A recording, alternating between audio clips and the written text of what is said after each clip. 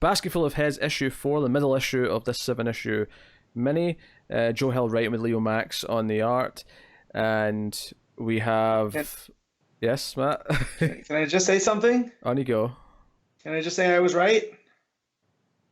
Something it's leaning more towards Yeah. your Yeah. interpretation of that twist, yes. I will say. Yeah. No, I told you that guy was a cop. And that guy was, in fact, a dirty cop. So, boom. That's all. Carry on. I mean, we know he played on the baseball team. I mean... Pete, he legit says he was a dirty cop. He was a hell of an infielder, but he was a dirty cop. So, he was definitely... That uniform was his uniform. You got that from what that said? That's interesting. Is that not what it says? I'm joking, Matt. I'm just trying to wind you up. Okay. Gotcha. I don't have it in front of me right now. But, yeah. Oh, man. Good middle infielder, outrageously dirty cop. Yeah, there you go. Dear. Middle infield too. That guy, the guy shaped like that. I know baseball. Guys shaped like that are not infielders. Honestly, that meant nothing to me. Yeah. So, anyways, guys shaped like him playing the outfield where they don't have to run too much. All right. Like I played outfield a lot when I played baseball, so I know. Anyways, I want to commend Joe Hill on doing this thing where I started to feel like June's an unreliable narrator, and going like, wait a minute. I know what I read in the last 3 issues, but as she's starting to doubt herself, I'm starting to doubt it too, and going like, well, maybe she's just it's not what she perceived, and she just panicked, and we're seeing this through her panicky, and then you get to the end and definitely go, oh no, she's 100% in the right here. Because this bigger guy that she attacked her at the end of the last issue, he starts to act as if she attacked. He saw the head, got scared, and she's the one that was dangerous, and she's now killed him. And he's so committed to that version of the story, even once he's dead, that she's it starts to feel like is there something to this? Like she's like, what about the wire cutters? And she's like, I cut a dog out of the fence, and it got a bit caught. No big deal. It happens. Yeah. That's why we carry these tools. Yeah. And she throws him with the other head, obviously, and it has this. There's just this doubtful. It's her standing in the rain and just being unsure of herself, and she has to drive. It's when she goes back into the car and just sits there and screams. Yeah. Yeah, it's a really nice moment. Yeah. And I also love how she's talking to the head. She's like, "All right, you got it out of your system," and then she puts him in the basket with the other one. And she goes to the station, meets the sheriff's son. Who's he's not a cop, but he's there helping Dad out, and he works for a local a local politician, and whatnot. So I was like, oh, okay. And then I looked at him, I was like, no, don't trust him. He's too good looking. I've seen this movie. So what you say is just he's like, oh, I'm an aide to a congressman. Okay. Yeah, I know the cut of your jib. And of course he talks to her for a bit, and then ultimately locks her in the cell. Because he's like, go get changed, and he opens up the cell. And it's like, well, I wonder what he's going to do this here. Is going. And locks her in the cell at the end. And all I could think is like, okay, so how many people are in this, and what is their game plan? Like, what is the goal of all these people exactly? Because Well, yeah, but I don't necessarily feel... Because I feel like she's just kind of a bystander in all this. I don't think she's the goal here, but somehow everyone seems to run into her, and it's causing all these problems. Well, to be fair, she was a loose end. She was in the house, so they left the first guy to deal with her, while they took the boyfriend off to interrogate and get the money. She ran across the second one coincidentally, and she went to the police station because she thought it'd be safe, and he's waiting here because it's a safe place to wait while they do the other stuff. So it kind of all tracks logically. Do we think the sheriff... That's assuming, though, that the boyfriend actually isn't in whatever's going on anyway.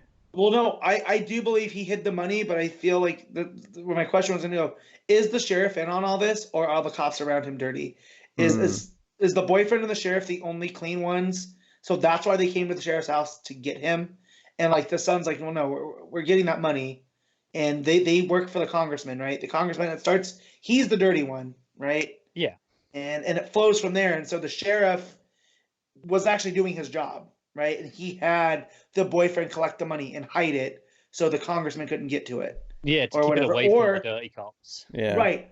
Or is the sheriff in on it, and this whole thing was a ruse to get the boyfriend to the house, and she wasn't supposed to be there, right? Well, the boyfriend was living at the house anyway. Yeah, he was there all the time. Yeah. Well, he was staying at the boat and whatnot. That's where he stayed for the summer. Yeah, but I think he was still. I think he was still. I mean, if anything, it's easier to get him there, is it not? Like, because he's out and separate. Mm-hmm. Yeah, but they can't. But they had to make it look like an accident. I think it was poor timing. I think most of them didn't know she was. The sheriff might be on it because he didn't know that she was coming, because that was a big thing in the first issue where the wife doesn't tell him anything. Right. And again, they said, that's the wife's collection of stuff, not necessarily the husband's collection of Viking stuff too. So I feel that's why the axe called out to her, has something to do with her and whatnot. So I recall him saying it was his stuff. Yeah, I thought it was his stuff. Yeah. So that's when they said it was. I'm gonna have to go back and read the first issue. Yeah. There's also the first page of this issue was actually a dream she has, where she's knocked out outside in the rain, of her talking to her boyfriend, but then the boyfriend, it's just his head on its own. He's just smiling too. You look at it and you're just like, something's not right here, and then you get to the bottom of the page and you're like, yeah, definitely not right. He's a severed head. Yeah, not a speaking severed head like the other stuff. Yeah, severed. Just dead. Yeah. So worth mentioning, she has 2 heads in her basket now. So basket full of heads. How many heads makes it full? I don't know, but we're at 2. I think you need at least 3 to be a basket. Yeah. And the son is like, oh well, that's a dull. That thing can't be. And she goes, oh, it's sharper than you think. And he's like, oh, he's ending up in that basket too. Just give it time. Mm-hmm. Also, that reveal when he goes, here, it's my dad's softball gear. It's not much. It might smell bad, but it's dry. And when she unravels it, and it's got the bad cop's name on it, Puzo. Mm. And she's just like, oh, what the hell? And of course, it's in all the books, but Sea Dogs is the name of the team. The team. Yeah.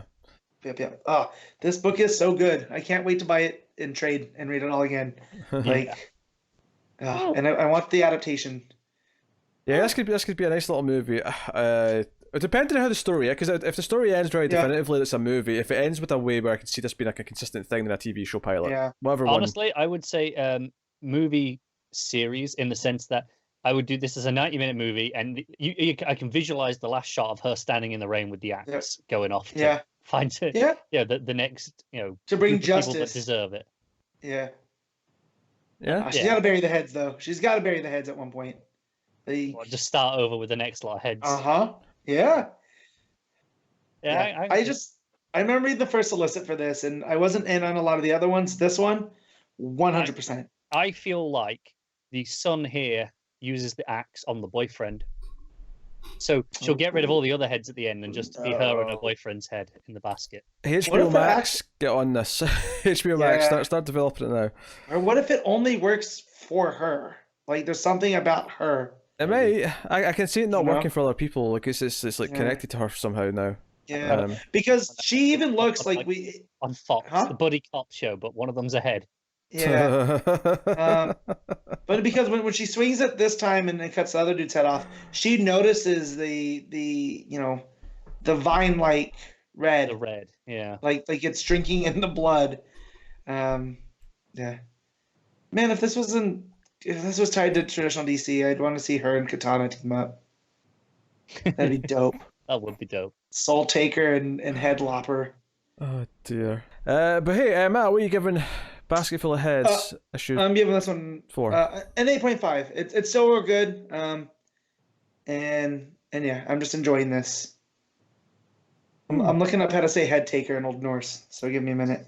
Of course, Matt is. Of course, that's what he's doing right there. Connor, what are you giving it?